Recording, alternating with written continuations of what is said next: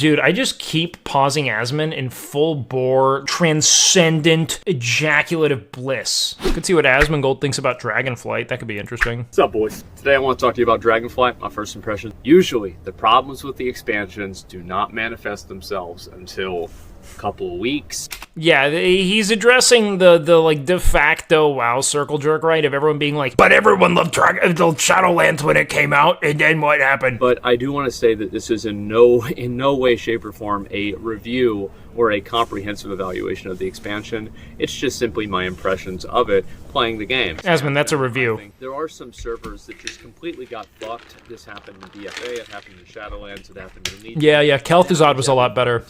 That the in-game cinematics with like the character models and the rigging that they have for facial expressions, etc., and you can see this explicitly with Kalagos, is way better. It is like Asmon is like very fastidious in his assessment of these games, man. I see why people use him as like an authority for MMOs. Like, he really does understand why everyone plays the game, you know, and tries to address the concerns of the entire playing populace down to the minutia of how the lore is delivered, you know, and the believability of the animation systems that they use in the delivery of that lore. Like, that's good shit. Showing the characters in the world. And you know what? I'll say this. So, from what I understand, and I was talking to another WoW creator recently, who was saying that the new head of operations for WoW is an avid player, and not someone who like logs on and plays, but like he does like progression rating, you know, like he has, I think, a legitimate sensitivity to what it is players are looking for because he himself is a player, which is something I think is faded from, you know, WoW's development over recent years, is that it seems as if things have become increasingly outsourced to, you know, the interests of profit. This idea of how do we keep people busy and subscribe, not necessarily how do we deliver a play experience that would compel them to keep playing, which is great. And yes, expanding a dev team will do a great deal for breathing life into a game. The more you mince resources, the more likely you are to get a product that reflects that, in my opinion. It's not to say that you need a bunch of deadweight, but like when you have dedicated teams to like every spec of a class, like that matters. I think it's why every spec feels so satisfying to play that I've touched thus far. Everything is very well realized, and that's an important thing. You know, like as with anything, guys, like if you dedicate really capable minds to something and put them in a collaborative context that is meant to facilitate the best of their thoughts collectively, you're gonna get a good product. The problem is when I think like a lot of ego and the imperatives of profit start to pervade and kind of like impede those processes of creation, right? Which happens all the time. So it's just good to see that they kind of went all out for this. And there's like this dwarf that's like sitting off, like looking out into the distance. I thought that too. They actually task you with sitting next to the dwarf and like gazing with him, you know? It's like your engagement with the world has been given more depth. Small details like that help catalyze the development of a headcanon and your sense of belonging in the world, right? Not your significance to the world, but your belonging within it. I think that a lot of the game has been predicated on exalting your significance to the world. Champion, you know? Things of that nature. But never were they like, now stand on the level of the NPCs. They're not there to facilitate your journey. You're also a part of theirs. That's a really significant point of immersion, I think. And it works very well, actually enmeshing you in these cutscenes, tasking you with engaging with NPCs in a way that is beyond clicking for auto-accept quests. I would also say that dragon riding throughout the entire expansion reminded me a lot of Cataclysm. I never thought I would see flying mounts be implemented in a way that I could agree with, and this did not make the world feel small. In fact, to me, it amplified my ability to traverse the world, which is very different, right? Like, I get on a mount and I just move unidirectionally to my point, I look on the map, I orient it, and I hit, like, numlock. Totally different. Like, I used to be very anti-mount, like, very anti-flying mount, because I thought it, frankly, eroded the integrity of the world in a way. That was because, one, it kind of kills world PvP when, and granted, world PvP is irrelevant at present, but like this idea that everyone was existing above the sky in a way that you couldn't touch was really obnoxious to me. I felt as though it eliminated this sense of immersion into the environment that we had previously, but with like the vigor system and this idea of like having the stamina to traverse the world on this mount and how it must necessarily go down. I mean, everything about how you actually navigate the space is given meaning, you know, and there's narrative significance to it. It's really well made. I actually really enjoyed Cataclysm. I think that's for a lot of reasons outside of video gaming, though. like where I was in my life. I think people have begun to exalt Cataclysm in comparison to present products. Just the slew of shit between Battle for Azeroth and Shadowlands led people to be like, man, Cataclysm was really not that bad. And yes, the game was still kind of fresh, and people were off one of the most successful expansions of all time. Instanced PvP was really strong. I don't like how they changed the world, but, I guess it did breathe life into the game, and a lot of people loved the rating. So I think that there's a lot of good to glean from Cataclysm in that regard, but it is the beginning of the end. It is a return to Azeroth itself, which I enjoy, like not being an outland or in this kind of like instanced continent that's only there for max level content. I do like that. However, I will say that to me, it is the beginning of truly fixating on instanced content in this sort of solo play style that, while I understand why people like it, and Asmon's made good points to it as well, how like that kind of like collector mentality is very much what sustains the game. It's like the connection we have to these avatars that we've developed and the achievements that we've amassed with them gives, if nothing else, a sense of sunk cost fallacy people don't want to let go of. But I think it's deeper than that, in that these characters are in many ways emblematic of ourselves through many different times of our lives, and in reconnecting with them, we in turn reconnect with those memories. It's not insignificant. It's like having an active scrapbook of all the things you've done and valued. Having that point of connection and that point of memory, that warmth to return to, is a lot of why I still love World of Warcraft, Azeroth to me was a second home through a lot of my teen years, and when I look back on those times, it allows me, someone without a home to return to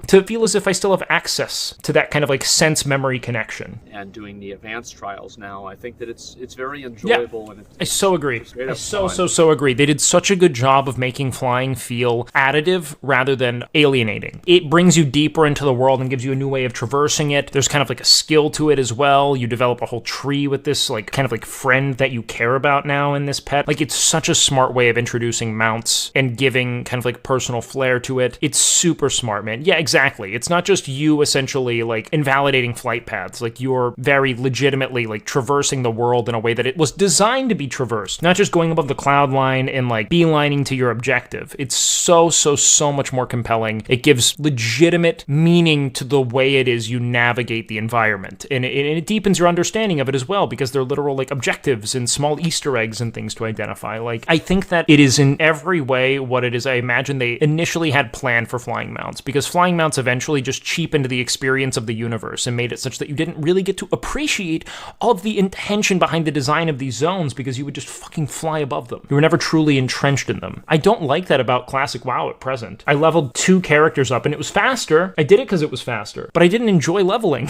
Because of some system that if you get behind on, you lose your raid spot with, or you can't get into pugs anymore because they aren't adding essentially what the punishing system mechanics that serve to do nothing but threaten you into playing, right? That's it. They're not compelling you to play, they're threatening you. If you don't play, you lose. Because then it becomes a stress. It's like this fucking omen that follows you around, right? This fucking just poltergeist that's just constantly staring at you. You feel stress about not wanting to play rather than motivated by the gameplay mechanics and systems and lore and environment that they've implemented. You don't feel man, I really want to log on and engage with this universe. You're I fear not engaging with it and all of the consequences that will come from it, because the game moves so quickly and it is all contingent on my completion of these menial fucking tasks, these chores, essentially. It's horrid. He actually even referred to it as the AP era. You have artifact power, Azerite power, and anima power. I thought the artifact system was fun because it provided an analog to the pre-existing talent trees that I really enjoyed. You had some customization. Granted, yes, you're going to end up using the templates that are most theory crafted, but there's still a sense of I have some agency over what it is I create. I could if I wanted to. It's not just 8 choices that you make that define the class and you're very directly pinned one against the other. They implemented a tree, but the actual grinding of that, developing your order hall and shit, I just never really cared about. It's part of why I stopped playing Legion, even though I found the gameplay itself to be pretty compelling. With Dragonflight, I think that's much more evident and it's much more clear. The problem is that so much of how it is we were tasked with engaging with the world was in under the pretense of us being superior in many ways. We were exalted, you were just there as this divine fucking conduit for justice to vanquish evil. It just didn't feel as if you were personally receiving pleas. It was this is just kind of your duty, the question mark was just a bat symbol and you just kind of showed up and did your job. It wasn't so much what does this villager need, what's plaguing them, and how can I assist system. And granted, I know the scale of achievement at this point is so monumental, it's difficult to create a one-to-one analog to like helping, make a fucking Gortusk pie. At the same time, giving us a sense of like comprehension as to like the personal strife and struggles of these lore characters makes us invest in their well-being and in the narratives that transpire from their pursuit of safety or stability or, returning justice in some regard to their people. Like that's important. I don't really want to go through and spend a whole lot of time leveling my character. I would kind of agree, though. I don't think that leveling matters expansion after expansion, and it's unnecessary tedium. I think that the process of leveling your character from 1 to 60 in original WoW is fucking transcendent, and the fact that they have neutered that is problematic to me. Because there is no time not only to develop a true in-depth understanding of your class, but to develop this truly detailed headcanon in regards to your character and its belonging in this universe, Meeting people along the way in which you are tasked with collaborating with other adventurers to overcome the obstacles before you. That's been totally fucking evaporated. Just give me like long form attunements or something cool that I get to do that's really lore driven. I just do new like attunement processes. I have quests to maybe like unlock the ability to go into this instance, and those things can take us like, I don't know, man, like a few hours of gameplay for all of them so that we understand the universe and where we are, the zone, so on and so forth. There's no reason for me to have to level again. And I think in general, the philosophy around providing tools for the player to have fun with, but not telling them how to have fun, has been a massive improvement. And I've really enjoyed it a lot. And overall, I think the leveling experience has been the best it has been in a long, long, long time. And it's very overdue.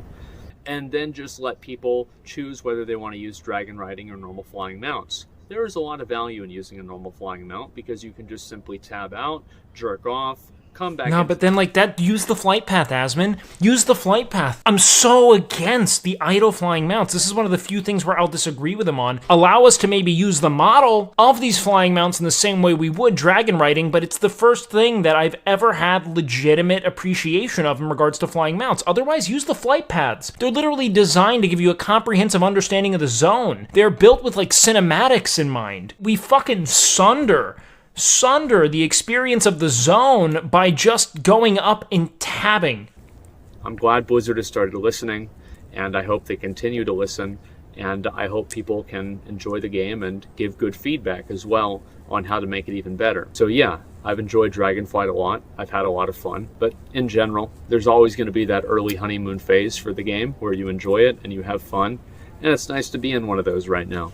I hope it lasts for as long as possible, and I hope that whenever it wears off, we'll at least have a decent game. And if we don't, I hope Blizzard listens and can improve it. I don't know about market saturation being a viable critique right now. I don't think that any game outside of Final Fantasy sufficiently stimulates the MMO impulse, which is still something that people will enjoy. Like, WoW is categorically so compelling because I think what they did was they stripped away what actually made the game so meaningful, which isn't raiding. It isn't PvP. It's your sense of belonging in the world and your attachment to your characters. And they've cheapened your relationship to the characters by making the process of developing them non-existent. You just log in and do the raids now, and you do them on multiple tiers of difficulty. There's no one singular challenge, I do think that that's bad. I don't think everyone needs to clear every week. I think it should be hard to progress. I do get wanting to have infinitely scaling difficulty for the people who are ambitious and competitive, but I don't think that the issue at its core is that there are alternative games. I feel like there are alternative games to say, let's say PvP in WoW. I think that's part of why PvP in WoW is kind of antiquated. You should be able to just like log in and play. Guild Wars 2 does a good job of that, where you can create a level 1 and compete at the highest level with standardized gear sets. I think that that's fine. The fact that that doesn't exist is a shame. Very few people will play the same game forever, but the problem is that WoW doesn't generate new interest. Because the process of bringing new players in feels detached, it feels alienated, and it feels trivial. The process of leveling is too easy, it happens too quickly, and there's not enough depth of story or personal significance invested into the character. Like, you don't have an attachment to who you're playing anymore. You didn't level for like 6 days /played in an open world, interfacing with other players. You just kind of instanced your way through dungeons until you hit max level, and then everyone's like, what's your gear score? And you're like, what the fuck is gear score? And then you stop playing because you can't play the game with anyone. You can only go into fucking Raid Finder and get flamed, Like, that's what's bad. It doesn't compel a sense of belonging to the universe or to the server anymore.